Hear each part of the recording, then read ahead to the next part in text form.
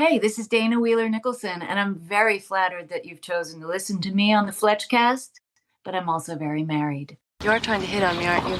Take it away, guys. Broadcasting live and around the world.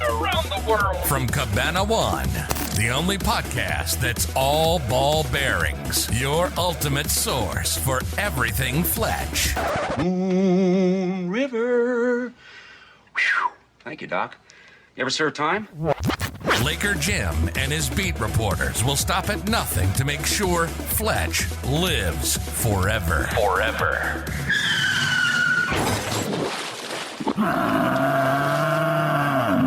They don't shower much. This is Fletchcast.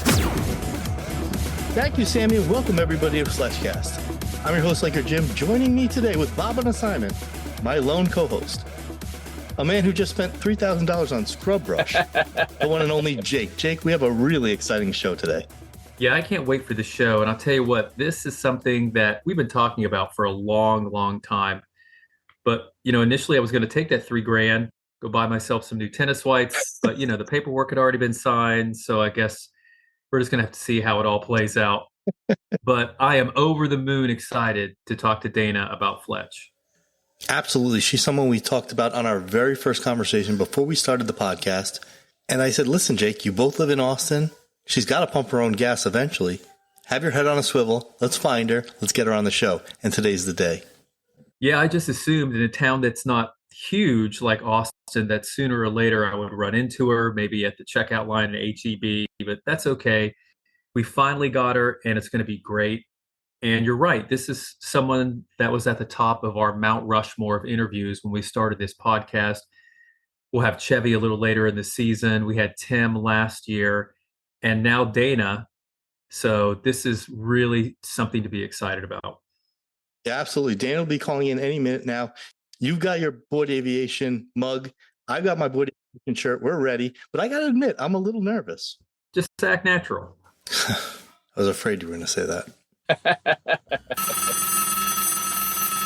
Yep, and there she is. All right, go ahead.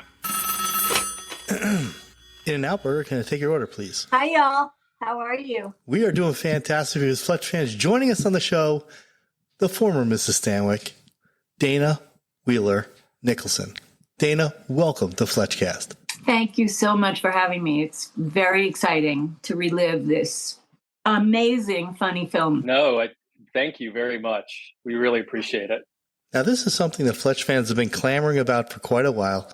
So I'm glad we could finally make it happen. Yeah, I don't mean to be coy about doing this. I just am pretty shy. And so I just tend to not do anything like this. That's my bad. I know.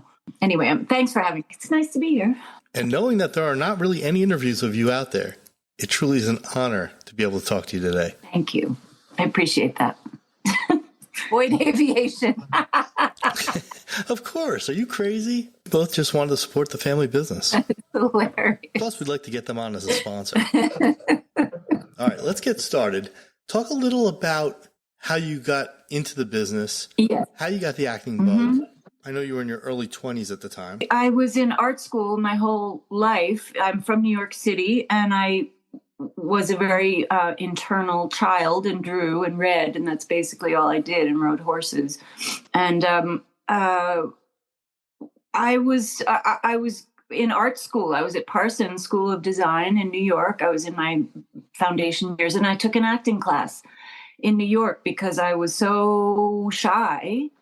You hear this a lot from actors, that they're so shy and they're so kind of, I've learned more about what that's about in my later years, but I just felt like I needed to be around people and not just in a studio painting and drawing by myself. And my life was difficult at that time. I was a teenager and my family life was hard. And I just started taking an acting class at a studio in New York called HB Studios, which was Herbert Berghoff, who was a great theater method guy. And I loved it. And the teacher that I had at the time at the studio was extremely supportive and said, you should really think about doing this, getting into a real school.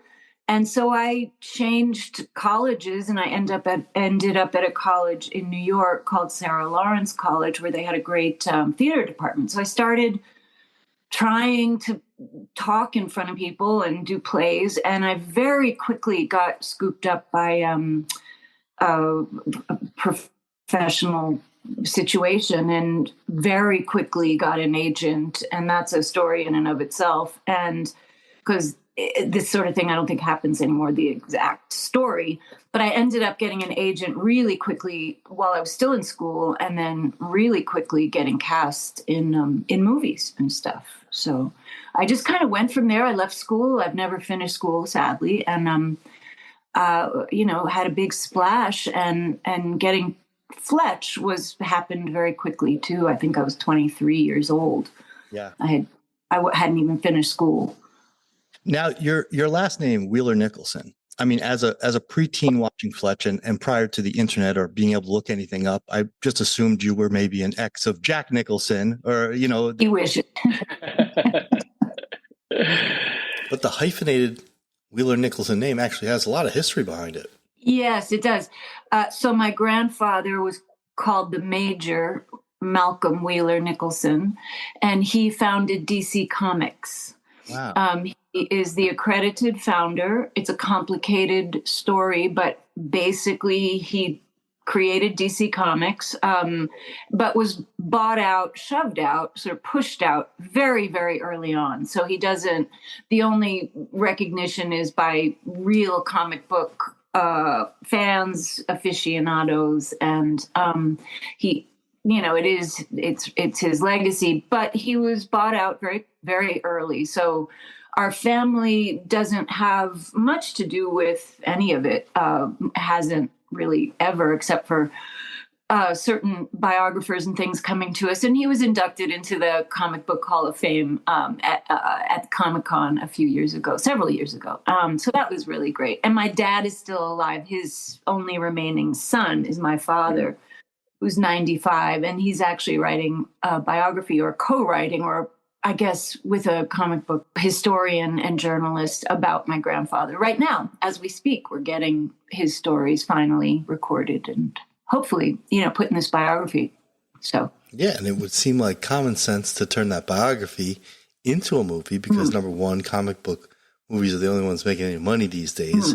With your husband being a filmmaker, you being an actress, and your family having the story, and it being the story of somebody who founded something and then got screwed, pushed out. Seems like the perfect recipe of what people are looking for these days. Yeah, very much so. And it's very Tesla. I mean, it's very American, story where someone sort of stumbles into, because of their creative head, brain, the way it works. He was, now I know what his, mental brain was like, but his story is kind of a typical American story. In those days, everything's so new, everything in this culture was so new, and the only thing that existed at the time were comic strips. There were no books, and artists weren't being paid so in a way he was sort of doing a startup, what would be the equivalent of a startup today. And he, had to scrap around for money. And he was,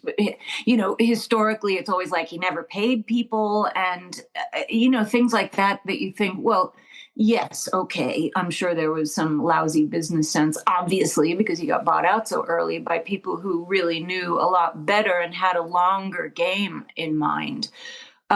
Which he did not have. He had no business sense. He had no sense of what he was even doing.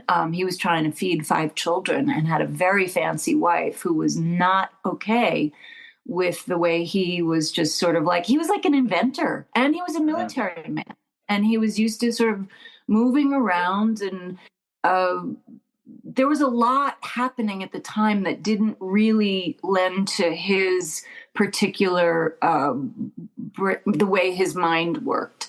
And he was just creating something that didn't exist and scrapping around.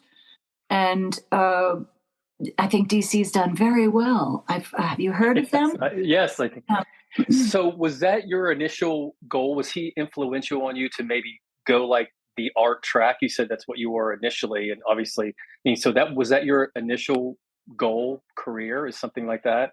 Yeah, I was always, out of my siblings and family, I seemed to be the only one who really pursued anything creative. It was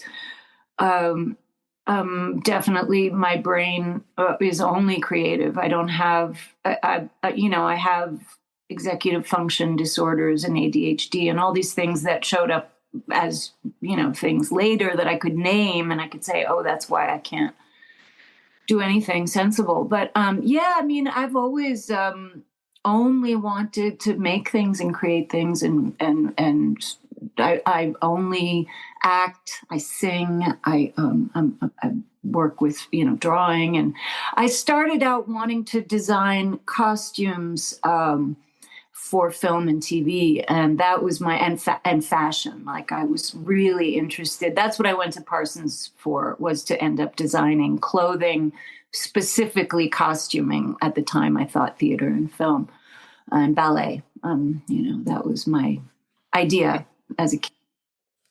You mentioned going out for Fletch. You were 23, probably 22 at the time. Yeah. I was listening to an interview that Michael Ritchie did right before he died, and they were talking about screen testing. And they weren't necessarily talking about Fletch, but it made him bring up your role, of Gail Stanwyck, and how that was an important role to be screen tested. So let's take a listen to Michael Ritchie talk about it, and then I'd love to hear your comments afterwards about your experience.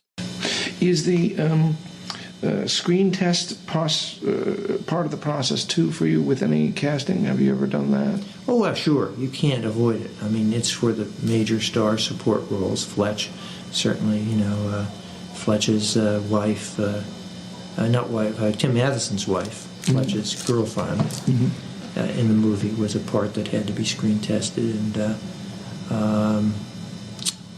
I don't do it that often. I try to avoid it because inevitably if you do a screen test, the person gets shot down. Screen tests have terrible track records. Really? Oh, yeah. Just because it isn't the finished film. It's not, even if the supporting actor is there, he's not giving the supporting actor performance. Something looks wrong and it makes people edgy, and then they don't approve. And it's never for you. Screen test is never for you personally. It's always for the studio. Wow. So if it doesn't work, how did you overcome the odds and get the role? Well, from what I can remember, my memory is, so I was cast in a movie at the time called Into the Night that John Landis was directing. I got cast in New York, just in a regular audition. It was a movie starring Jeff Goldblum, who at the time was trying out a leading man thing. It was a big deal. But I was also cast in a little movie called Mrs. Sofel, which was a period piece starring Mel Gibson and Diane Keaton and Matthew Modine, directed by Gillian Anderson. So I had a supporting role in that. It was a beautiful movie. I loved it, but it got pushed because of a weather situation. There was no snow. The whole movie takes place in snow. Waiting. So it started to bump into, I know this sounds like a long story, but it leads back. It bumped into the timing of Into the Night, where I had the lead in that film. And I was coming out of nowhere. I mean, I had just come out of school. And so I had to choose between staying in the lead in Into the Night and staying in the supporting part in Mrs. Sofel. And I chose to stay in Mrs. Sofel, which was like, my agents went fucking batshit. They were like, what are you doing? And this is the lead, and John Landis, and blah, blah, blah. And at the time, I was like 22. I was like, so what? I like this one better. I like the part better. I get to have a Polish accent and wear period costumes, which was my thing, and it was Mel Gibson. I mean, oh my God. So I stayed in the smaller part. All that to say is that Landis lost his mind. He, after he had his, meltdown about it, he said, well, who should I cast? And I was like, I've heard of this wonderful actress named Michelle Pfeiffer. I don't know if you've heard of her. She seems like she'd be great. Cut to. But that leads to, they were starting to cast for Fletch, and Landis's offices were right in Universal with the Fletch people, with Alan Greisman and Sean Daniel and all them. And so they were casting around, and it was like every actress in town wanted to be opposite Chevy and do this big movie. And Landis bothered them and harassed them and harangued them and kept, said, Dana Wheeler-Nicholson, you've got to look at her. You've got to look at her. And they were like, who? He was like, I cast her in my movie. She turned me down, like that. And so they met with me, and, we hit it off. I don't remember a screen test, which is so weird.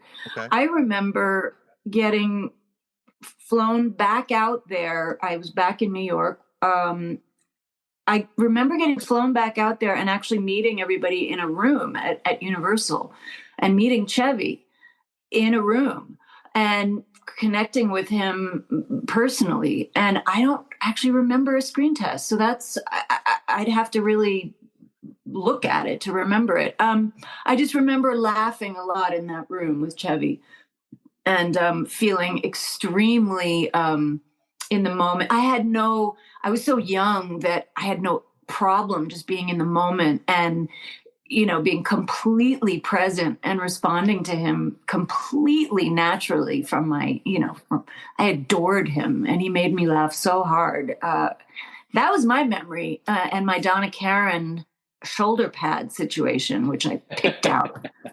I do remember that. And there were polka dots. There were 80s polka dots involved in very big hair. So that's my memory. I'd have to be fact checked on that. Did you? Well, unfortunately, Michael's not with us to fact check. I know. But now, was it something where you read lines with Chevy, or was it just an informal meet and greet? I feel like it was both. I feel like we were in the room. I feel like there were scenes, but it was mostly improv. Which is how it ended up. I think they wanted to see if I could hang with him. Mm-hmm. If I could bounce back with him, because he was like Muhammad Ali at the time, comedy wise. And I think they wanted somebody who could, be in the moment with him and respond to him naturally and not be all worried about their actressy stuff, Now, we heard some name actresses and even some A-listers were vying for this part. Do you remember who you might have been up against? Farrah Fawcett. Wow. Freaking Farrah Fawcett. I mean, everybody in town. And she was, at the time, she was like wanting to do a whole, and she became, she was a fantastic actress. Obviously wasn't quite known for that at the time, but she was crossing over into very serious stuff. Definitely. Can you remember anybody else? That's the only person I remember, but they told me everybody. I mean, it was everybody at the time. But I remembered her. I guess she wasn't like A-list at the time necessarily in that milieu. Definitely in TV and stuff. But there were other actresses at the time that were giant stars who everybody wanted this part. And I was absolutely nobody, obviously. So it was big. It was a big ripple sort of apparently went through, that this girl, whoever she was, with the polka dots, So when you got the role, so how did you approach it? Obviously she's a character in the book. Did you know anything about the books? Did you read the book? Did you just get notes from, Michael Ritchie and the producers? How did that work out? I was not aware of the books. And Michael definitely presented the books to me. I don't remember specifically reading them, but at the time, I think I was just more focused on, because he said he wasn't very concerned about me playing, directly from the book. Mm-hmm. Because it was Chevy.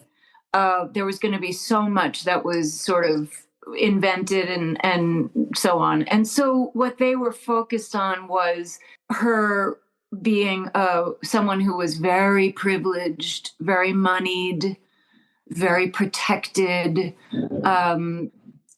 And so the betrayal that she has with her husband and her attraction to the Fletch character, it had to read. It had to read like this young, wealthy woman would actually be attracted to someone like this character. That's sort of what we were working on, Did you ever get to meet Gregory McDonald? I didn't even know. I know he was on the set a few times. He was on the set, and we met, and I was, again, very shy. So I'm sure I didn't, present in any real interesting way for him. But yeah, he was on the set and we met.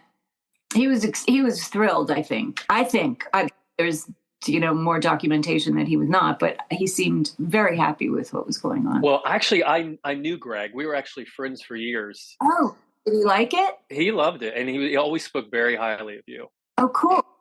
I am sure I know it was a different time in the early 80s, but not until recently. I really thought about a 23-year-old, and Chevy at the time was 41. So really pairing you together was an odd gap of age. And even Matheson was 37 or 38 at the time, but for some reason it just worked. It didn't seem odd at all. Well, that's because I'm so goddamn mature, people. You pulled it off. You really did. And I had good hair.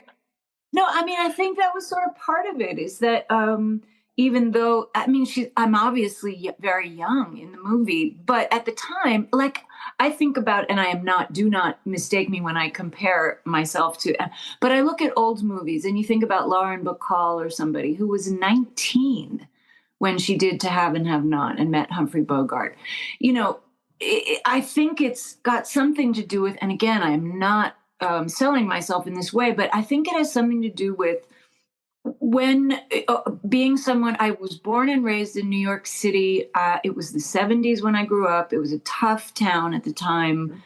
My family life was tough. I was extremely independent. I was pretty mature for my age.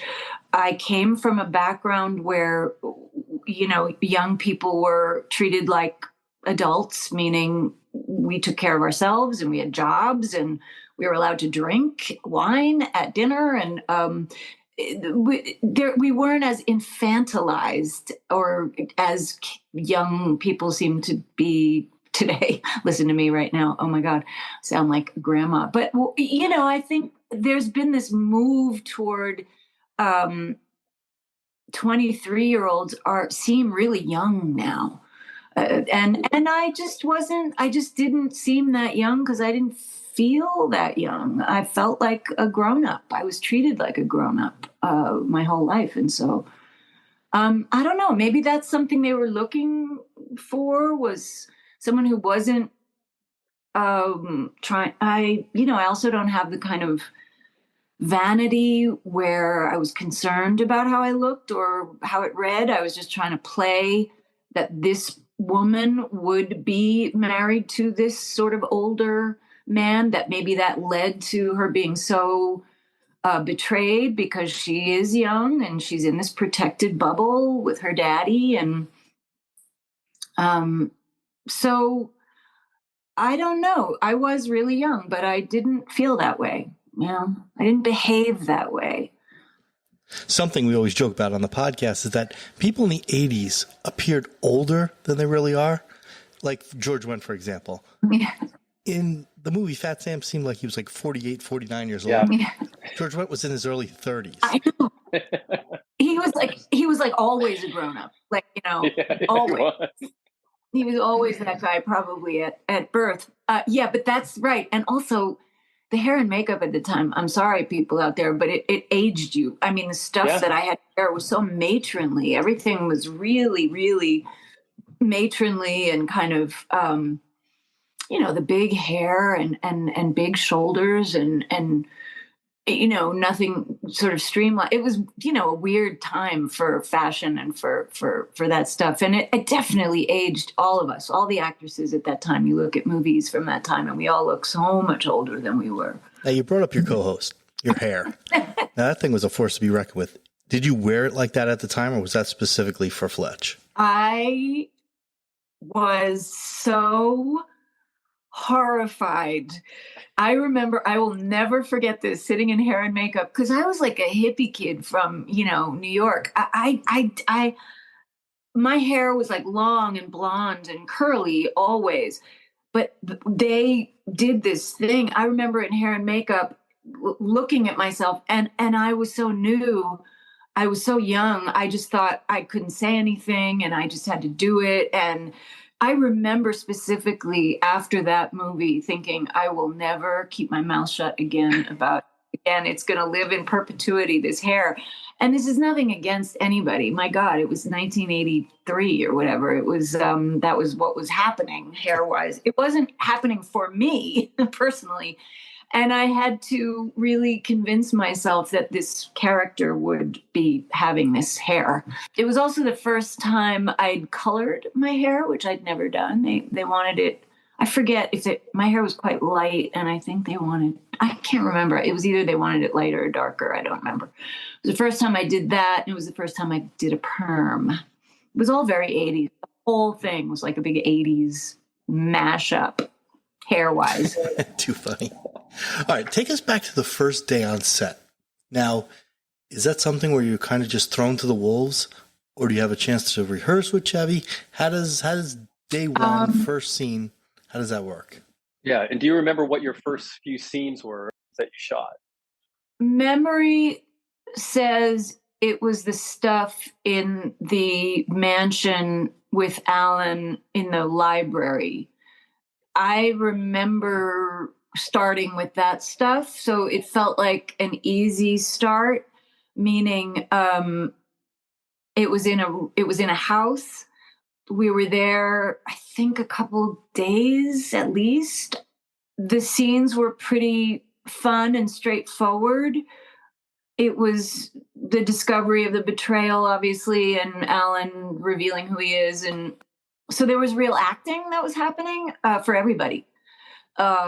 Tim really wanted to play this guy, his struggle at that moment, and to come off very, manipulative and a bad guy, really.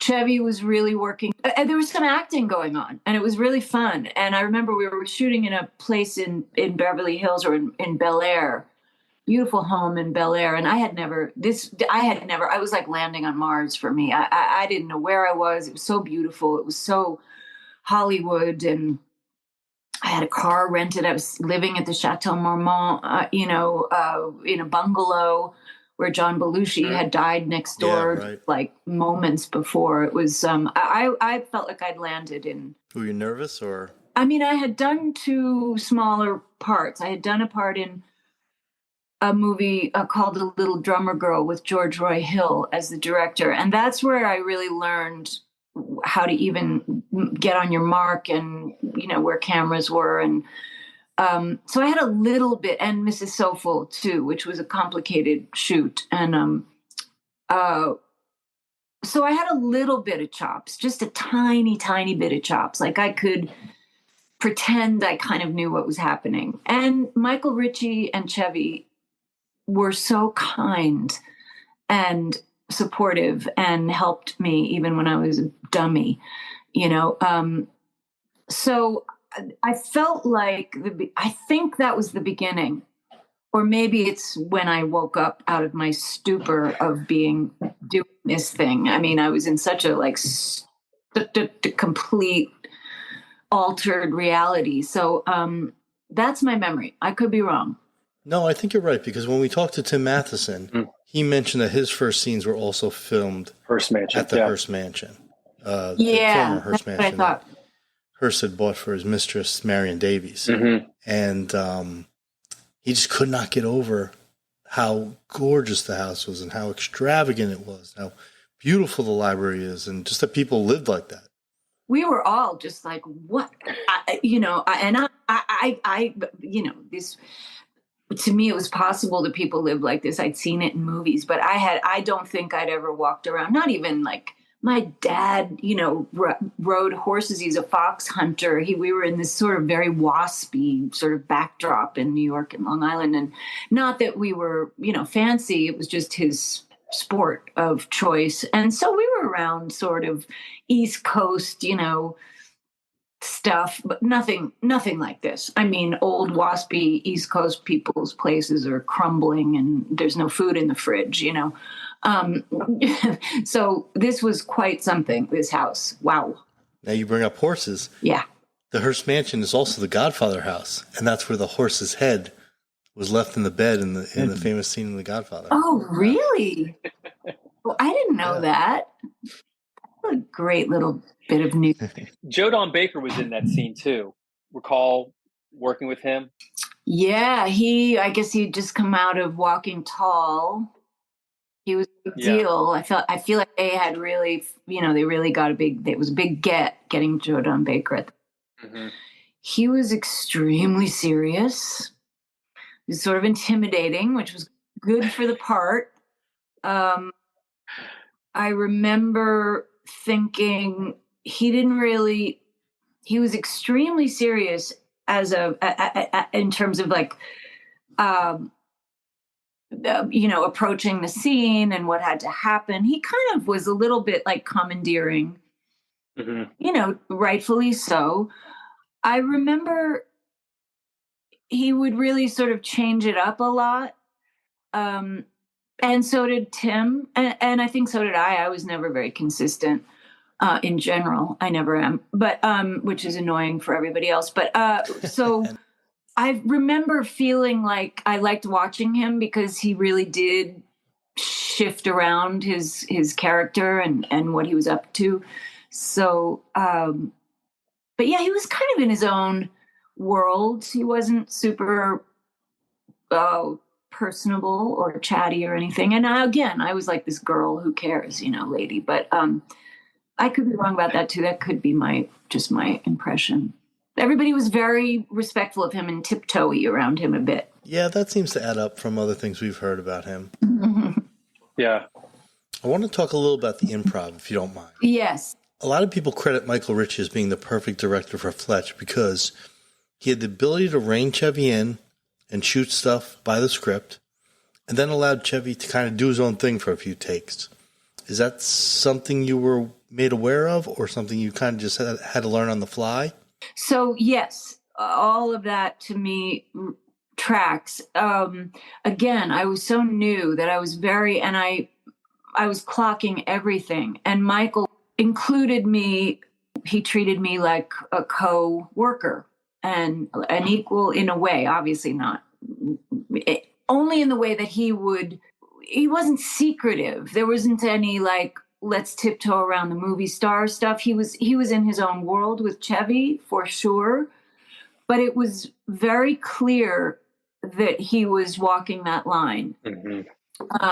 Because on the day we'd all be walking that line and aware that Chevy had his agenda and the way he liked to work and the way he was used to working, and the reason he got cast was because he works that way. So that was A.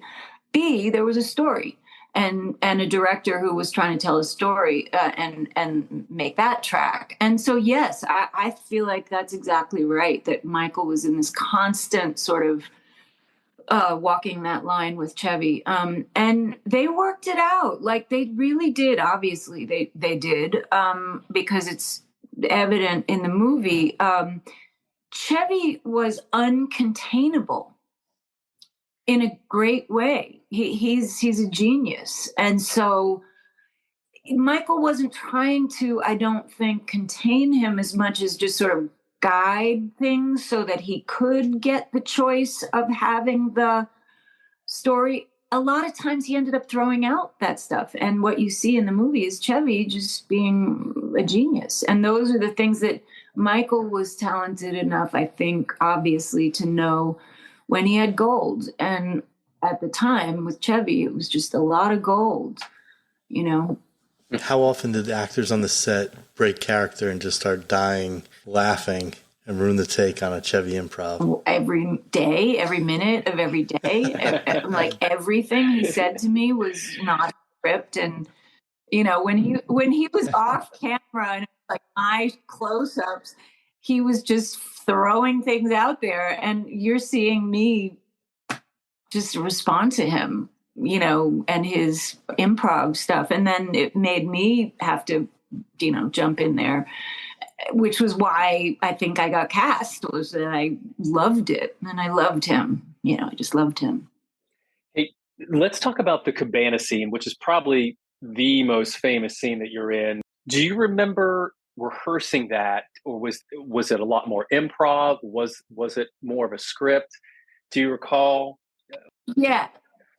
So, again, we were at the Riviera Tennis Club in Brentwood, which was also incredibly fancy. And again, I wasn't a stranger to, clubs or anything, but this, again, it was at a level, it was like, next level for me. So we were in these cabanas again for a few days. I know that I think most of the rehearsing was for me, because I was fucking things up. It seemed to me a lot. I don't know. I couldn't hit marks. There's this one moment where I have to jump into frame and say something to him, like he's going out the window, and I come into frame and I'm like, whatever I say, I could not hit that mark. It took us like 500 takes for me to just land in there and say this. And then finally it was like one of the camera guys jumped in and did it. And then like the wardrobe girl jumped in. Everybody like doing my shot because I couldn't do it. And they were all like, see, it's really easy. It was like that, it seemed to me. And the tennis stuff was incredibly real, because I couldn't hit the ball, and it was all just really real. But I don't remember Chevy, us rehearsing. It was mostly just like open the door, say the thing, close the door. I don't feel like he was really that interested in rehearsing that stuff a lot. We had to rehearse where we're sitting and kind of blocking, it seemed like, more than anything, because a lot of that stuff is just improv. There's the information we have to get across, obviously, the story stuff about, my husband has done this and he's a bad guy, and me kind of like, wait, what? So we had to get story stuff across, obviously. But in between all that was all the stuff that you see that gets quoted endlessly, which was all Chevy. I mean, just all him in the moment. That shot where he walks in and says, "Can I borrow your towel?" I don't know if you've heard that line before. My car hit a water buffalo. He just said that as he walked in the door. That was the take. And, I had to kind of hold it together, sort of, yet know this character is completely charmed by this guy, and that was the thing, was that I found him so charming. So I don't remember a ton of rehearsal except a lot of blocking. Also, something really weird happened, which I remembered kind of recently when I knew I was going to talk to you guys, and I was kind of trying to think about things. I had a really weird thing happen, which was someone put a note in the bathrobe that I was using on that, because I was in a towel. So that was kind of, had tape and stuff. So in between takes, I would put this bathrobe on, and someone slipped a note in the pocket that was kind of stalkery and weird. It was like I love you, some creepy note was in my wardrobe towel that had been sitting on my chair.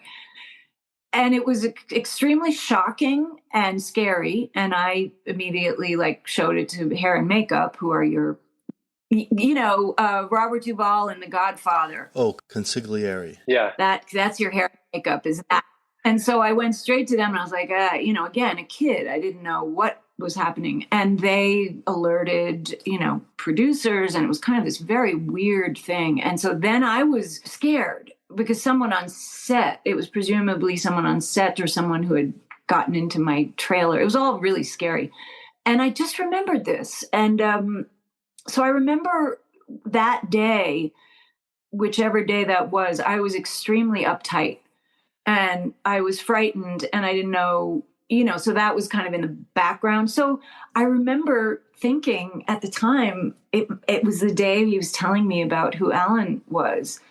And I remember just thinking, just let that come through, this scary, alternate reality, feeling so protected and then having this super creepy thing pop into your pocket. I just tried to let it live in a scene. And so I never found out what happened with that.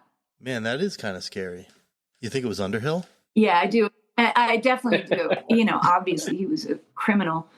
Does it sound like that was actually leading to my next question was, so another famous character is Ted Underhill, and that was a play by William Traylor, banging at your door, at your cabana door. Do you remember, how was he as an actor? Do you remember much association with him? No, because he was sort of outside in his, I don't know where they had him. I was in the fancy cabana with all the, fancy stuff. And we didn't interact that much. I think we, had a quick rehearsal about blocking. Again, the door has to open and close. He say his thing, and I had to be in the right place and receive the information and grab the bill and, that stuff. But I don't remember having talks with him particularly, and I could just be not remembering well enough. But obviously he was a character guy and a teacher, and I wasn't that aware of him at the time. I became aware of him later, more about people I knew took acting class from him and so on. Do you remember any scenes that you shot that didn't make the movie, or pretty much everything you shot was in it? That's a really good question. I really don't. I don't recall. Mm-hmm. I don't remember. I think there were things that were cut in scenes that did make it, that I was such a novice when I saw the movie. I was like, hey, where's that ball? But I don't know that I could remember that. If I were to be reminded, that would be great. All right, maybe this will jog your memory. When Fletch first sees you, he's in the mansion looking out the window with binoculars, and you're sunbathing. Mm.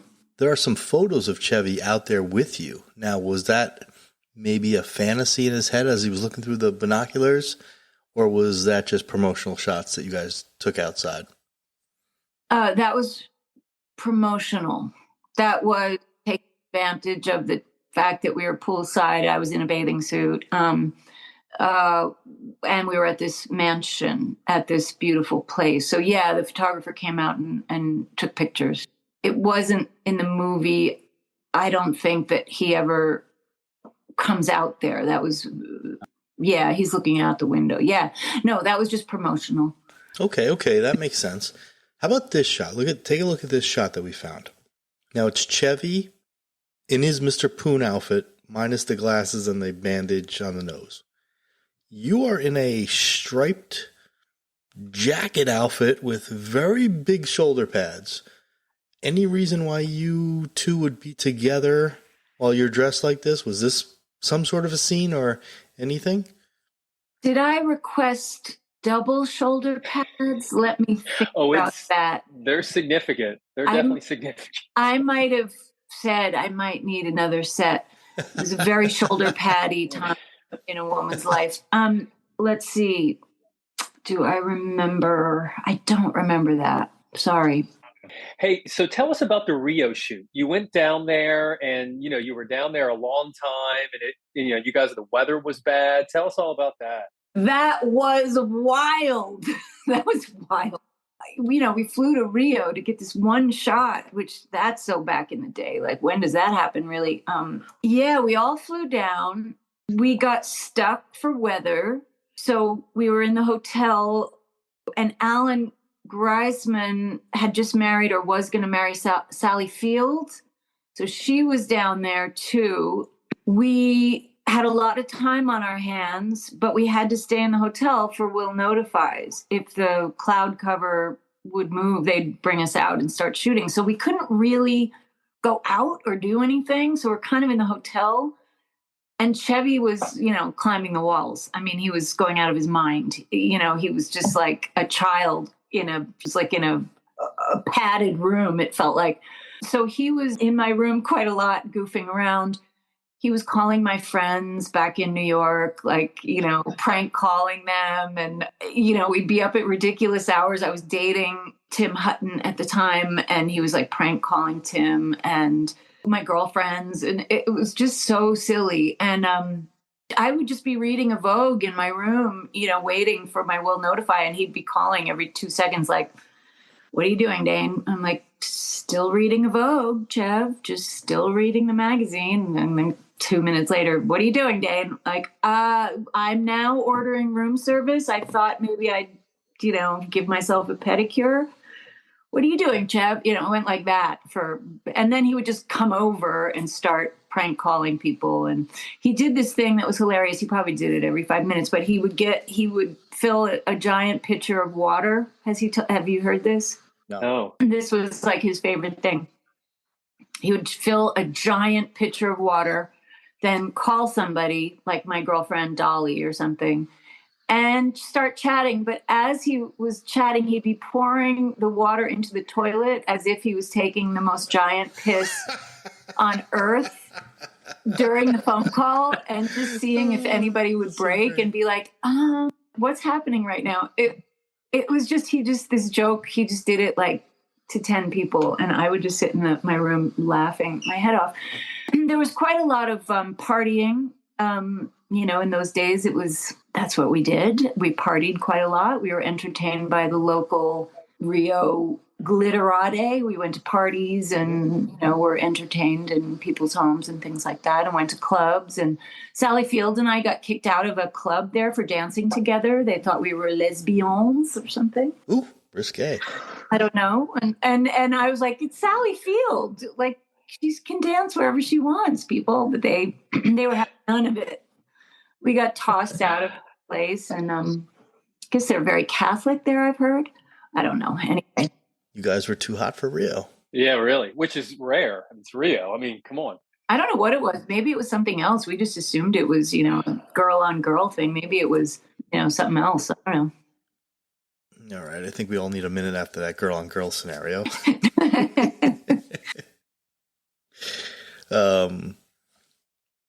Were you guys able to shoot any of the original scripted ending, which was much more than you guys walking on the beach? I know that was kind of like, let's get something and go. Yeah.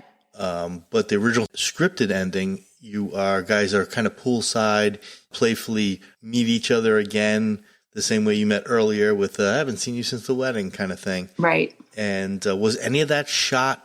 Even if you didn't finish it, was any of it shot? Yeah, we couldn't do any of that. That was disappointing, and it felt on the fly, and we did our best. But, I think they were in a constant state of just trying to get something. The weather was not cooperating. Mm-hmm. And, we could have shot it in Malibu, frankly. Sure. Where the weather was quite nice. So we heard the entire time from the studio, I think. It's like, Malibu's nice. So, yeah, that was disappointing. But again, Michael worked it out. Was there ever any rumblings of you returning for a sequel, especially because they went away from the books in Fletch Lives? Never. No, never. Mm-mm. Even though your character pops up in one of the sequels, the book sequels, which actually was in Rio. Yeah, you see in the book, Fletch doesn't go to Rio with Gail. He goes by himself. And then she follows him there. And that's how the second book starts. Right. And they actually tried to do that in the ending of the original script that you guys didn't shoot. But she chases him down there. Yeah. Yeah, that's how it originally goes down. See, that's good. Yeah, her character ends up working in a fish restaurant outside of Rio and marries a local. That's how her character ends. See, that would have been fun to see. One more little side fact about your character. In the book, her name was Joan Collins, and it was Collins Aviation. Yeah. Interesting. I don't remember that. Yeah, no wonder they had to change it. Anyway, that's the arc of how they could have gone with your character. Yeah, no one ever spoke to me again. I don't know if it was me or what. Do you have some time for some voicemails? Yeah. Awesome. Yeah, we asked some fans to call in with some questions. Now, I'll give you a heads up. Sure. We had about a dozen people call that just asked you to borrow your towel. Yes. I won't spare you listening to all of them. I'll give you a little sample. And can I borrow your towel for a second? My car just hit a water buffalo. Dana, you're never going to believe this, but my car just hit a water buffalo. Okay, here's my question. Dana, can I borrow your towel for a sec? Does anyone have a towel I can borrow? Repeat. Does anyone have a towel I can borrow? Please, anyone? Dana? God bless him. I mean, really, if I had a nickel for every time I hear that line, I'd be a rich woman. You are a rich woman. Well, we're on strike, so I beg to differ. All right, let's do a couple of these calls. I'm ready. Hey, Laker Jim. This is Jeff calling from Fullerton, California, and I have a question for Dana Wheeler-Nicholson. Dana, it's a non-Fletch question, by the way, so my apologies. Dana, you were in a movie in 2003 called The Battle of Shaker Heights, which was a part of the TV series Project Greenlight, a series that I was obsessed with and watched over and over and over again. And I was just wondering what it was like making the movie The Battle of Shaker Heights while Project Greenlight was also filming the TV show. And in the TV show, the directors of The Battle of Shaker Heights, Kyle and Ephraim, weren't necessarily depicted as awesome. So I was wondering, what was your experience working with Kyle and Ephraim and the writer Erica Beatty and Chris Moore and Affleck and Damon? I told you I've watched this show many times. So yeah, Battle of Shaker Heights. Thanks. Hi, Jeff. Wow, what a great question. Okay, so hi, nice to meet you, first of all, and thanks so much for this question. Way to see if I have any memory synapses left. So, yes, the Battle of Shaker Heights. So, Project Greenlight was an HBO thing that Matt Damon and Ben Affleck created. And at the time, it was quite groundbreaking. It preceded reality TV by a minute. And yes, we were shooting a movie. It had been a competition. They went through the whole thing of choosing the script. So it was all pretty experimental in a way. And yes, the directors were extremely green. Haha.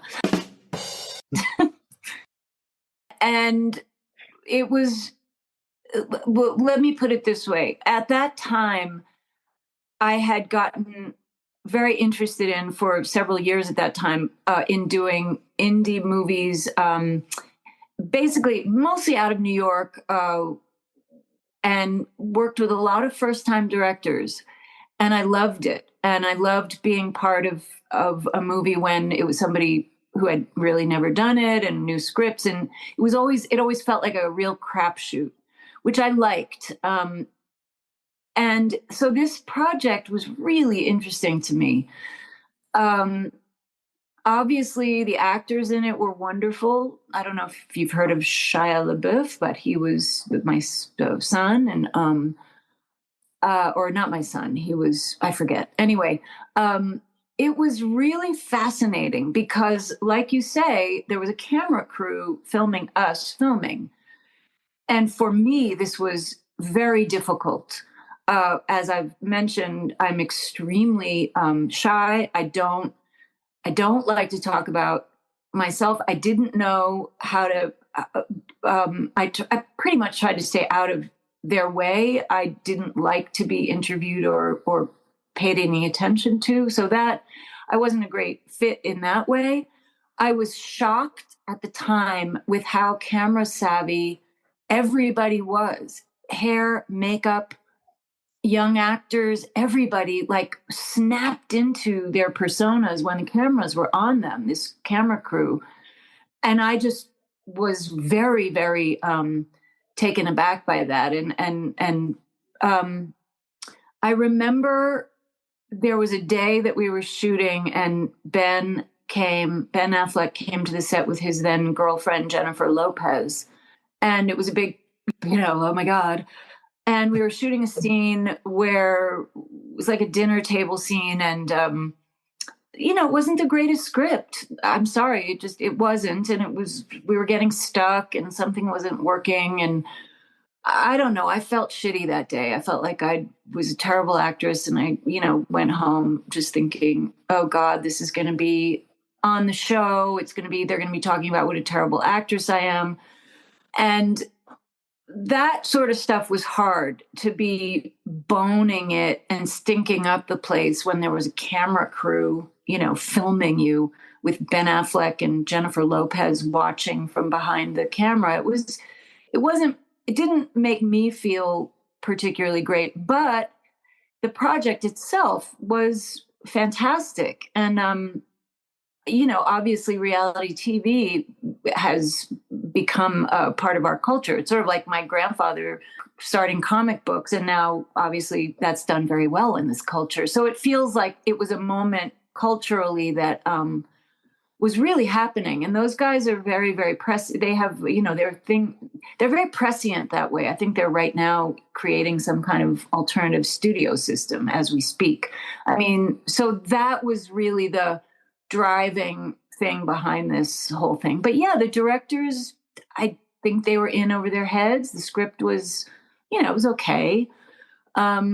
We had fun, but for me, it was difficult to manage the reality of the cameras. When it aired, and there was actually an episode where they're talking about the scene that I felt like I stunk up the place. Ben Affleck is actually on camera and says the actress was so good that she made it sound like it's there on film, where he actually points out that I got through it and was good.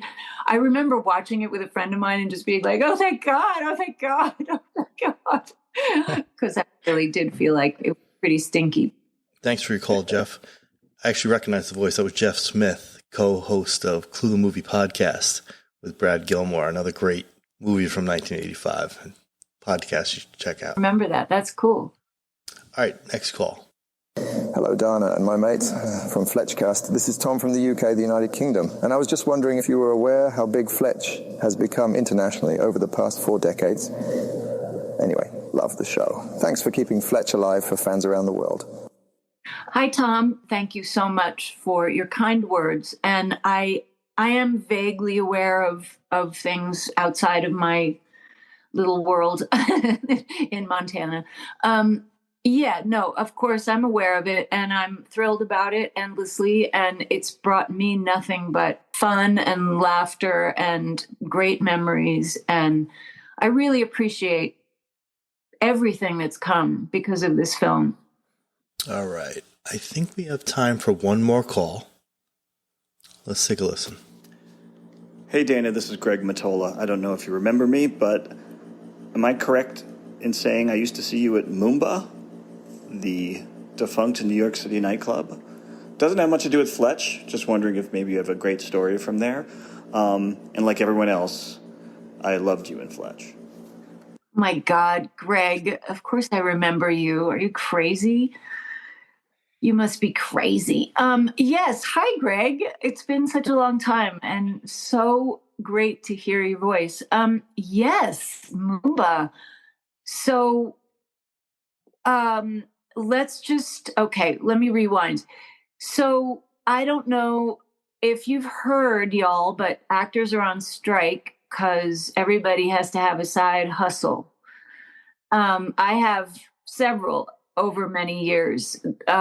One of them is that I sing very seriously and often have bands and sing out. And at that time, so I was in New York. I had left LA in a dead run again with my hair on fire. Like, I'm never doing this again. I hate this. I'm going to finally start singing for real.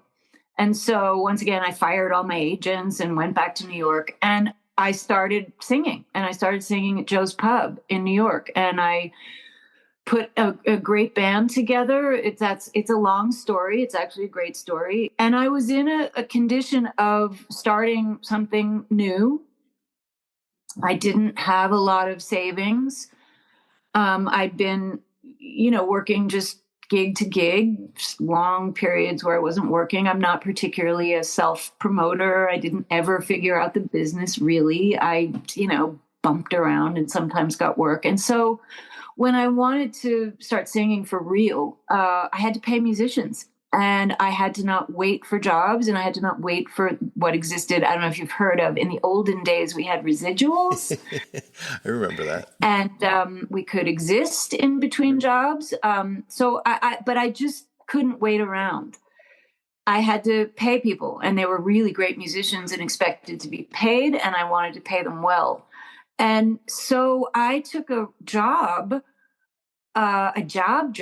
running a VIP room of a friend of mine's nightclub in New York called Moomba. And it had a moment of being this incredible spot where everybody came. And I ran the VIP room. And I think everybody just assumed I was an owner of the place. And my friends who owned it never disputed it. People would be like, I love your club. And I'd be like, thanks so much. Thank you so much, Michael Keaton and Greg Mottola and Robert De Niro and Sean Penn and whoever the hell was in there, Benicio del Toro. Everybody came to that place, and I was sort of running it. And so I needed money. I had to pay people, and that is how I started singing seriously in New York. I could get great musicians because I could pay them, and I was hustling. That's it. And the Moomba story is a story in and of itself. I think we were all too, drunk to write it, or remember anything. But, someday somebody's going to tell that story for real. My friend who ran the restaurant part of it is a wonderful woman called Lori Mulstay, and she has restaurants in LA now. And she said that Q-Tip reached out to her recently to see if the Moomba management would throw a party for him or something. It was such a spot. It was like Q-Tip and, Russell Simmons and everybody came into that place. It was like, wow, it was great fun, too much fun. But I started my singing stuff really seriously because of it. So I was very grateful about that hustle. And Greg is such a jazz enthusiast that it must have just been a really cool scene there in New York City at that time. Oh, yeah. I mean, I was playing with musicians. My piano, I got a residency at a jazz club right then called Deanna's that doesn't exist anymore on the Lower East Side on Rivington Street. And that was my first residency. And then Joe's Pub, I had a residency there for 2 years. And my piano player was a guy who played with Billie Holiday. I mean, this old African-American dude who just took me to school.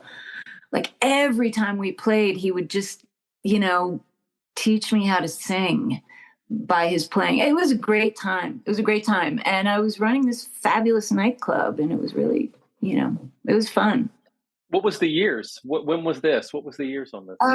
Late 90s. I think I was out of there by 9/11. I had already quit by 9/11 easily. Did you have the opportunity to see Confess Fletch?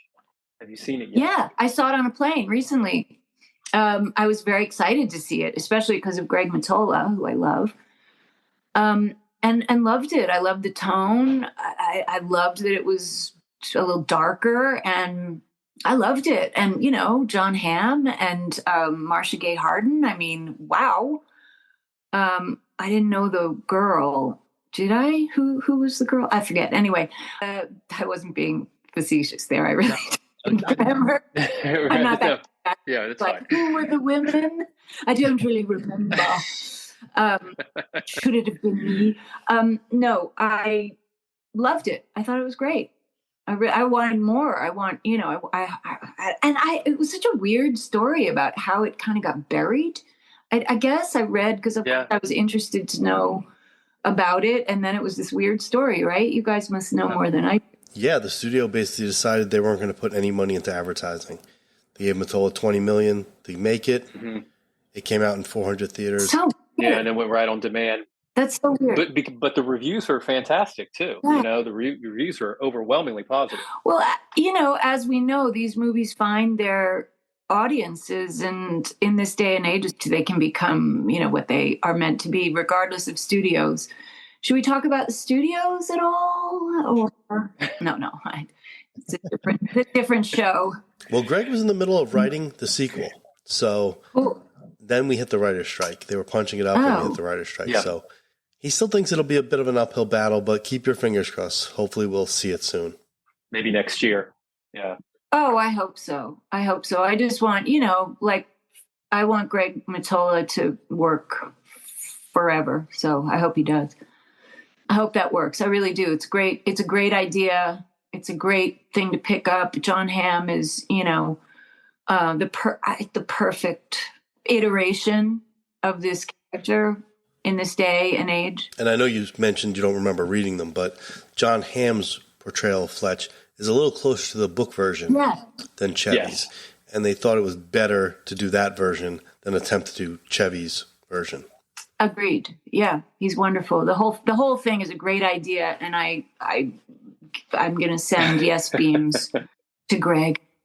Now, if John Hamm's Fletch returns to Rio, would you consider? Yeah, well, you'd have to maybe be Joan because you'd have to be the book character. Could you return as Joan in a future movie? Oh, for sure. I could be like, for instance, just the old prospector, beachcomber lady, you know, half mermaid, half jazz singer who's had the life that everybody wants to hear about. She's like a fountain of knowledge. Maybe she gives Fletch a lot of information out of her intuition. Yeah, I'm just riffing here. I'm just spitballing here.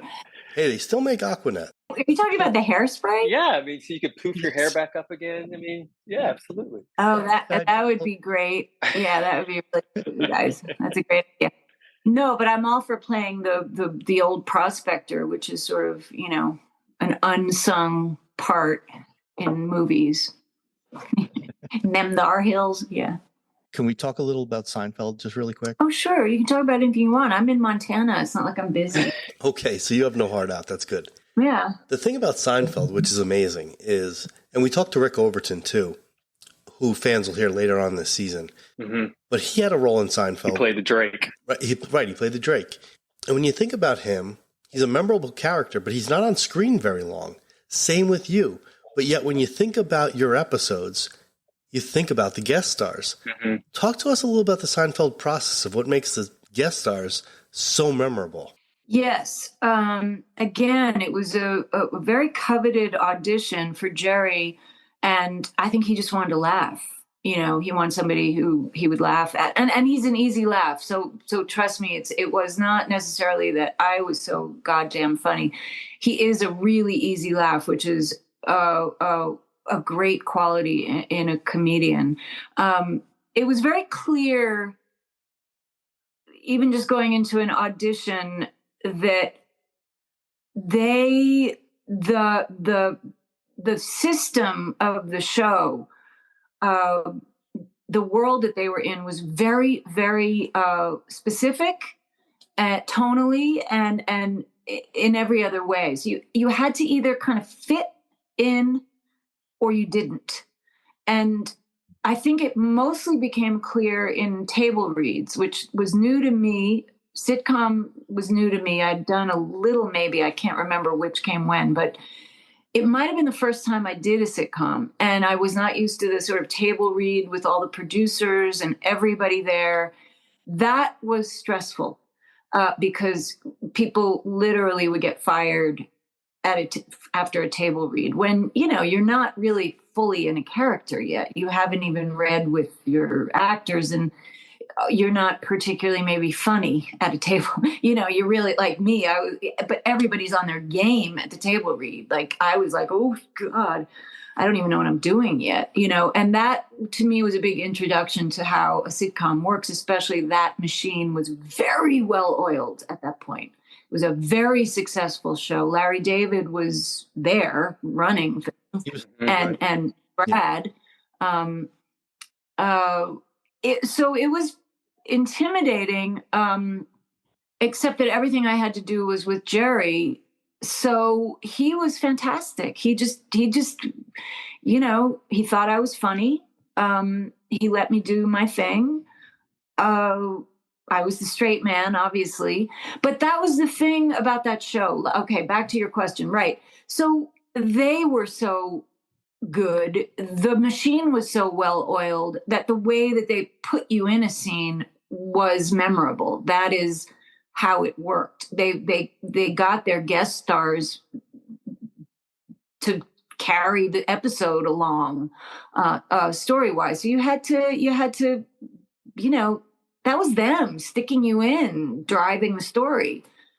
I don't think it had much to do with me in the end, And how can we forget you wanting Jerry to use your toothbrush? But is Seinfeld something you recognize for when fans see you on the street? Oh yes, that and Sex and the City and the big shows where your characters you're asked to do things that are extreme things, extremely funny things, extreme characters, and you get cast for that reason, that you're able to do that, right?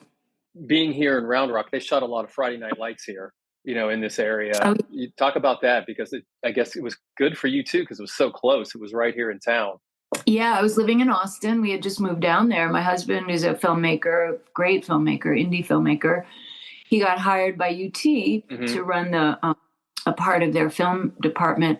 So we moved down there, and I booked Friday Night Lights kind of quickly. And it was shot all real locations. There were no sets. It was all in and around Austin, and it was incredible. It was an incredible time, beautiful time. Again, a lot of improv, a lot of actors, the young actors, a lot of them had never really worked before to speak of. Everybody was improving. I think maybe Jesse Plemons was the only one of the kids who had a real child career, kind of. Maybe Amy. Anyway, the kids were all pretty new to it, and we were all new to the way they shot it, which was a lot of improv, 3 cameras that were moving around at all times, catching behavioral things that other shows just didn't do, and we all got really spoiled by that kind of technique. In the end, we really were let loose as actors. It was beautiful. It was a really great time. Great acting came out of it. Now, you mentioned you no longer live in Round Rock. Can we bring up the irony of you now living in Utah? I mean, Utah is not exactly the cure for boredom. I know, right? When we did the movie, I remember, it's Provo, right, that he goes to? Yes, right. And I remember thinking at the time, where the fuck is Provo? Where's Utah? I'm from New York City, man. I was born and raised in New York City. I don't know anything about the middle of the country at that point. It's like California and New York and Europe. Everything for me was I don't even know where Jersey is, at the time. So Provo was like Mars or something. And now, I'm in Utah, which is hilarious. Big fan of the Mormon Tabernacle. My husband, like I say, is a filmmaker and got hired there at the university to teach in the film department, as did I. I'm teaching that's great. acting. Do you enjoy it? I do enjoy it. I'm gonna get, what do the kids call it? Canceled for my stream of consciousness way of teaching and bringing up subjects that the children get all triggered about now. I'm waiting for the cancel culture to kick me out, but that's okay. I don't mind. I got other things to do.